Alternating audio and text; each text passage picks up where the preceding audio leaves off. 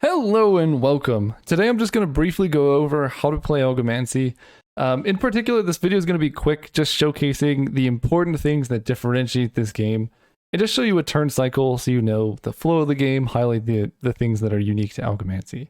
The first thing that's important is there's no individual turns.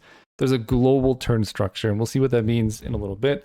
The second, more visual important thing is the regions. So each player exists in their own region. You can see I'm the red player. I have this red region. My opponent has this blue region. Online, we do this left, right. In person, if you have a playmat, your region would just be here and your opponent's will be over there. Either one works. Whatever you're more comfortable with playing. But visually online, this showcases it better because it's widescreen. So yeah, so the regions, you roll for initiative. And initiative, it's not my turn or your turn. All initiative says is any time where a decision needs to be made, you have to go first. So we would roll, let's just say I win initiative. So I'm going first in this game. Whoever loses the die roll picks a faction to put as part of the deck. So let's say my opponent picks fire. I'm going to pick water, and then my opponent's going to pick wood. So you have those, and then there's the multi-faction pairs. That will be wood fire. This is fire water, and this is water fire. So what you're going to do is you're going to take all of those cards, group them together, and shuffle them. This is the deck that both players are going to play this game of Algomancy from. And then you're going to go right into the drafting steps. So each player is going to take 16 cards. And if you think about this, let's go for visual purposes here. 1, 2, 3, 4, 5, 6. Put the rest of these over here. Group them up. No, don't do that. Okay. If you think about this, there's 10 cards there and 6 cards in the pack. So this is, in reality, what's happening. You're going to start with a hand, and you're going to have a pack that you're going to pass between the players. Every turn, what you get to do is you get to take your hand and put it in the pack, or take the pack and put it in your hand. In this case, I'm just going to lay these down here. Put the pack here, and you get to just draft from these options. And what that means is you keep taking cards until you're leaving 10 cards left in the pack. So you can see these were the original 10 cards, and this was my hand, and we could mix and match them however we want. So let's say I really like some of these fire cards. I love Sprouter, Accelerated Germination. This Friendly Mushroom's cool. Let's take this Megadeth is cool. And so that would be the draft. There's so many different ways you can do it. We'll get into strategy later, but that's the basics. Your hand and the pack become one, and you get to choose everything about the cards that you're playing. I don't know why it keeps doing that.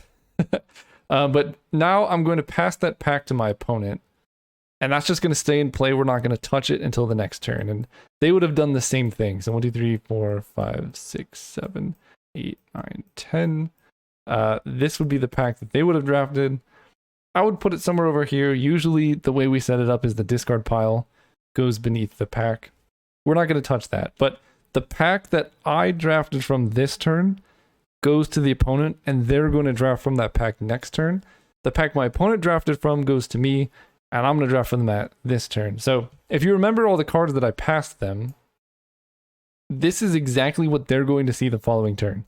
So if I remember what's in there, I can, I know what options they have.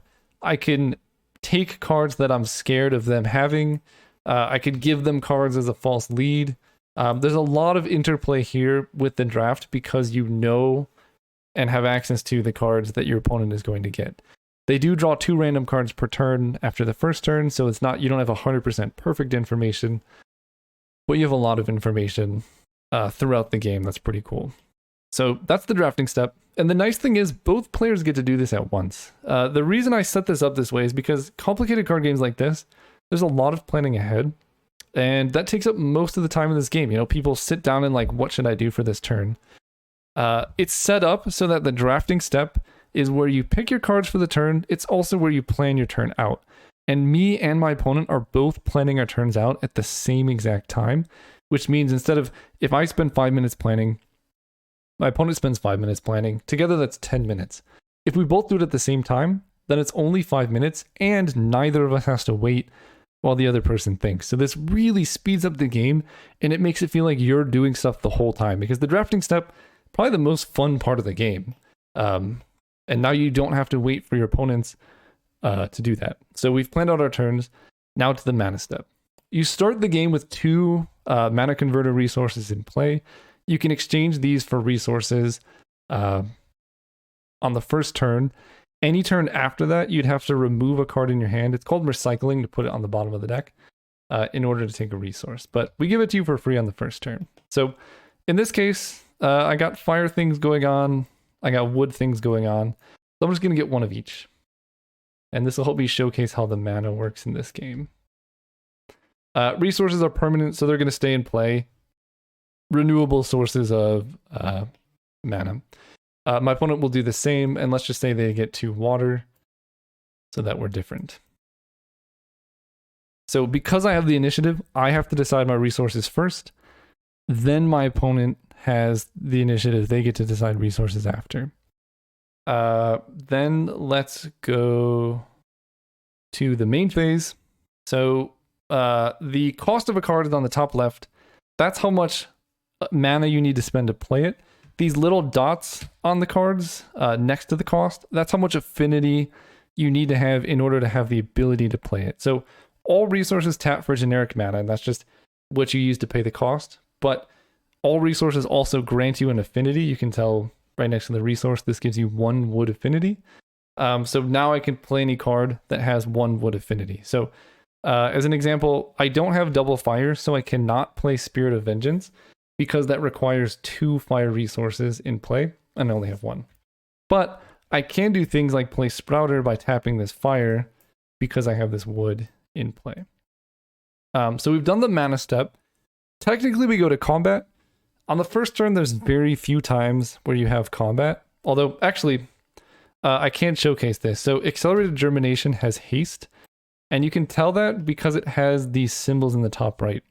Any special timing abilities on cards like Twin Flame, Accelerated Germination, all the timing information goes on the top right. So this is haste, which means you can play it before combat. This is a battle or combat spell, which means you can play it during combat. Anything that doesn't have those gets played in the main phase, which happens after combat. So let's demonstrate that. During the mana step, my opponent wouldn't have gotten these yet. I'm going to play this, and I want to make a 1/1 unit. I'm going to make this banana guy. This will go to my discard, which for the sake of demonstration will go here. When we play, we use this as the discard. So I'll make a banana. My opponent gets mana, but they don't have any haste. Then you would go to combat, where I get to venture into my opponent's region to attack them. Now that I've entered their region, I can interact with them, they can interact with me, they can interact with this unit. If I had multiple units in play, because they're only in this region, they can only interact with anything that happens in this region, so this guy would be completely safe from them. Additionally, if there's any global effects, say, for example, Spirit of Vengeance, whenever a unit dies, I deal 1 damage to each opponent. Each opponent means each opponent in this region. So if I have Spirit of Vengeance over here, and something dies in this region, when my opponent isn't there, nothing's going to happen. There are no opponents in that region. All of this interaction is completely region locked. And what this does is it allows every single region to be independent. So anything that happens in this region has no effect on anything that happens in this region. So in multiplayer games, you can resolve multiple regions at the same time, as long as there's no overlapping players. So if you have 9 people, 2 people across the table from us can be doing battle, and we can be over here doing battle, because we're only able to interact locally within the regions we exist in. This combined with a parallel turn structure really allows games to run really smoothly because things are segregated into, the regions that they're in. I'll get to that more later on. So I've played this, I've attacked them. Let's say they don't interact. They take 1 damage from my guy. During the regroup step, everything goes back to its main phase, to its region. And then there's the main phase where you just deploy your stuff. Again, we are all isolated in our own regions here, so there's no interaction during this step. So I'm going to play this Sprouter with my remaining mana, and I didn't actually let my opponent play anything here. Let's just find a card to put into play for them. That costs... Sure, I'll give them this frog. For the sake of demonstration. Let's say they play the frog this turn. And that's one turn cycle. So the first turn, not super excited because there's usually not a lot of combat. But the second turn, the third turn, Algomancy was designed so that the combat step is everything. That's really what Algomancy exists in. Because there's no interaction during the main phase. I'm just putting stuff into play. My opponent's putting stuff into play. In practice, you're just going to be like, I play this, you play this, go. And then you draft. So to start the next turn, you draw 2 cards. And then we get to do the same thing again. I get to take this pack. I guess I only took 1 card here. Take the pack. I don't know why I'm having so much trouble putting the pack into my hand, but that's okay. We'll do this. And now, I don't remember how many cards in hand. I don't remember how many cards in the pack, but I just need to keep drafting until there are 10 cards remaining in the pack here. So that's it. That's what we need to do, and now we're done. Obviously, you could change anything. So you could see the cards I started with in hand are different than the cards I ended with. If I wanted to move entirely into water, I could. If I wanted to move entirely into fire, I could. There's no restrictions there. So I'm going to pass the pack to them. My opponent's going to pass their pack when they're done drafting to me. And the important thing to note is we're passing these packs back and forth, so I get to see all the cards my opponent might have access to. They get to see all the cards that I might have access to. And we can use that to disrupt each other, right? If I see a really cool water card, I can take it away from my opponent who's in water. They could do the same for me in fire. If you're weak to removal spells, you can take removal spells from your opponent. So there's back and forth here, even outside of the game. That's really interesting and fun. So now my opponent has the initiative, so they would get their mana first. Let's say they're just fully committed to water here. So they're gonna recycle a card from their hand in order to take a water. And what the water says is when I enter play, if you have 3 water affinity, you get a shard for free. Shards don't have any affinity, but they're a resource, so they add mana. So they get the shard into their hand, and they get to play that for free. So what this does in the mana system is they got 2 resources for 1 card, whereas any other time you need to spend 1 card to get 1 resource. So it rewards you for staying in your lane and staying 1 color. But also, my opponent at any time, if they want to take a fire or wood card, they could just pitch the extra resources to take a fire or wood card. So it's a balance of flexibility, but also rewards you for sticking into 1 faction. In my case, I really like the Spirit of Vengeance. I really like the Spawning Ground. So I'm actually going to pitch both of these cards here. Oh, I also like Megadeth too. It's cool. I'm going to pitch both of these, and I'm going to take a fire and a wood. So if you look at this, I have 4 cards in hand. My opponent would have 1 extra card in hand than me because they got a resource for free. They have initiative now, so let's get into attacks and counterattacks. So let's say they attack me with their frog. There's a little window here for interaction. And this is very interesting because they have initiative. There's no interaction before they attack. So there's a lot of cards in this game, like Megadeth, for example.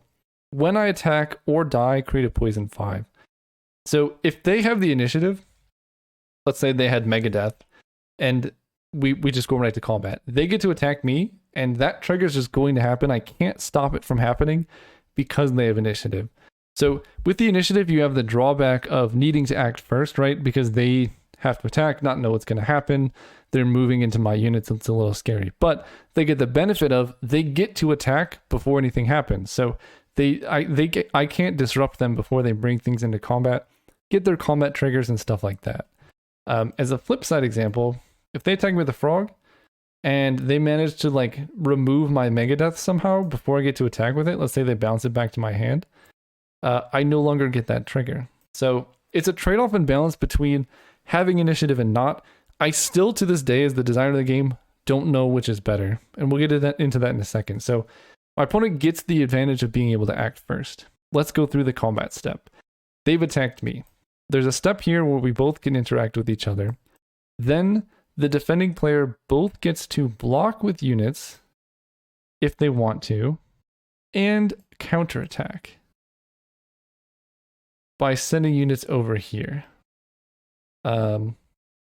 Then you resolve this combat in its entirety. So these units are over here, they're not in the combat, they don't consider anything. So for example, let's say I had Spirit of Vengeance in play. Whenever a unit dies, I deal 1 damage to each opponent.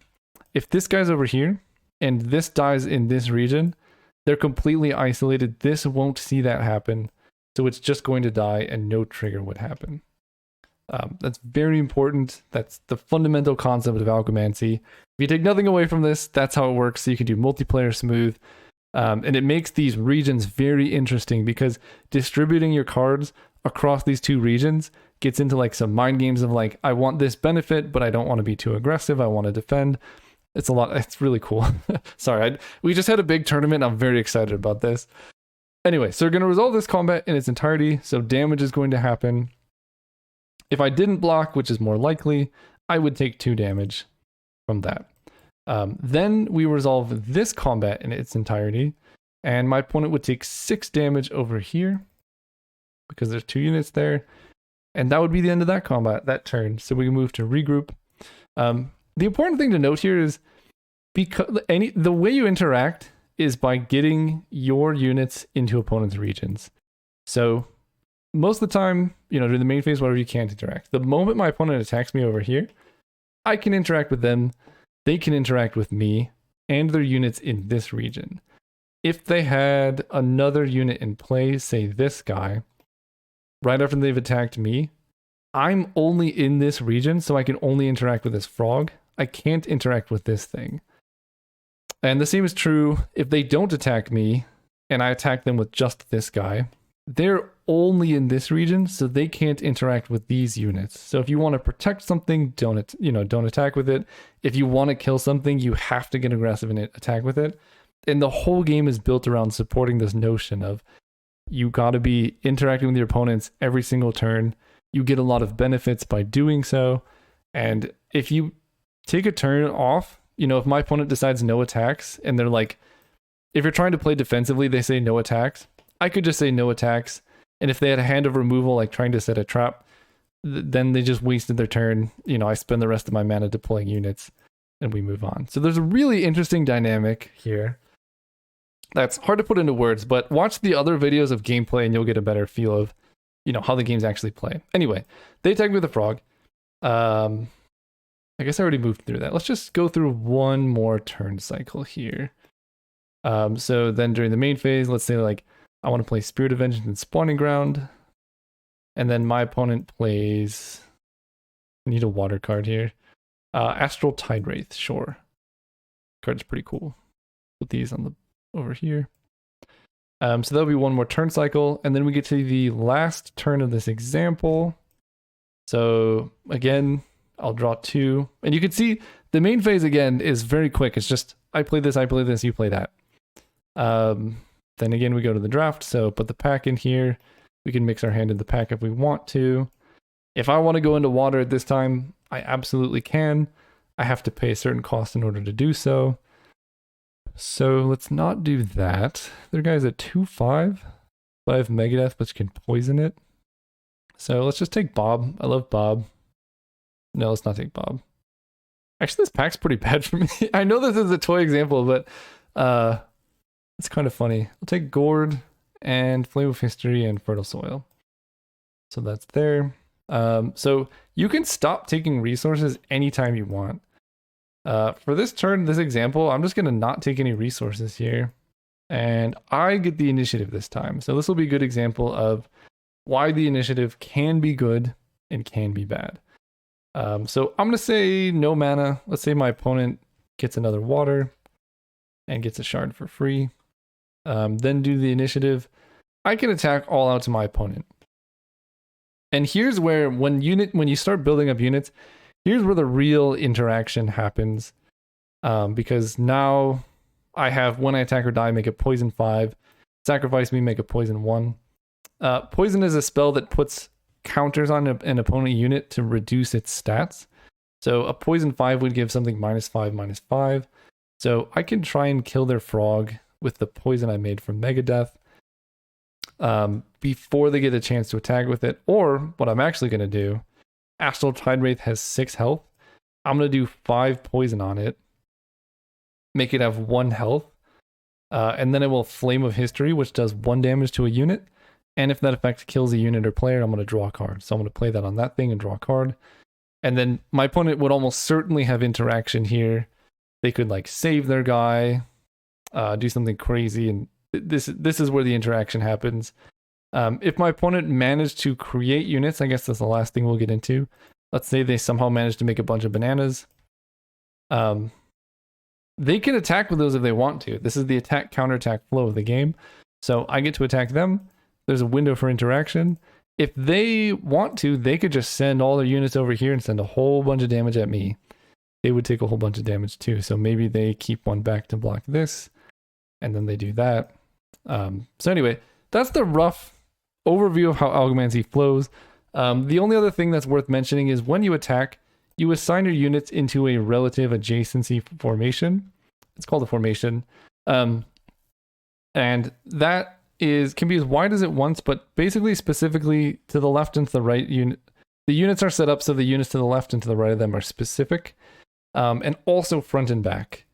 And what this allows you to do is combine units with, you could put a unit with high health in the front to shield a weaker unit you'd like to protect, and vice versa. And then when your opponent goes to block, they can do the same thing. So they could block something like this. So the way that this stack works, you can only go 2 deep in the backs. And what it does is units in a column will do damage equal to their combined power to units in the other column, and vice versa. And units will receive damage from front to back. So this column does 3 damage. And that's going to do first 2 damage to Spawning Ground, because that's all it takes to kill it. Then 1 damage to Spirit of Vengeance. So that would kill both of these units. We would do 2 damage to Amphivore. Amphivore has 5 health, so no damage to Huba. So what this formation does is it allows you to get into combat and get creative with high health units or combining things. If my opponent just had this 2/5, I could attack with Megadeth and put this Sprouter behind it. And that way, even if they block with Amphivore, they're not going to kill my guys and I'm going to kill their guys. If I attack like this, they have a free block on Sprouter, so it allows you to get more aggressive and more interactive because there's more possibilities for you to get into combat this way. And vice versa, there's more possibilities for the opponent to block, right? If I attack like this, my opponent can just put Astral Tidewraith in front of them. It's going to do 5 damage, 3 damage here, 2 damage here, and that'll kill both my units. So there's this give and take in these formations. That's pretty cool.